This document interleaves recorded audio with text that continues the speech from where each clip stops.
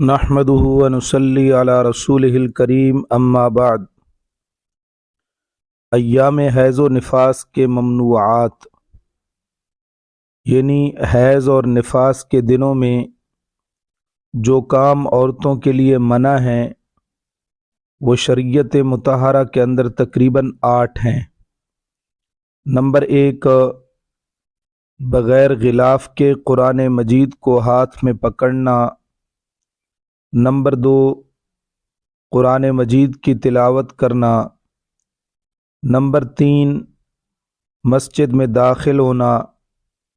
Number 4، قرآنی آیات کو لکھنا یا قرآنی آیات کی کتابت کرنا۔ نمبر 5، وطی کرنا، یعنی خاوند کا اپنی بیوی کے ساتھ جماع کرنا اس حالت میں۔ نمبر 6، بیت اللہ شریف کا طواف کرنا۔ نمبر 7، نماز پڑھنا۔ نمبر 8، روزے رکھنا۔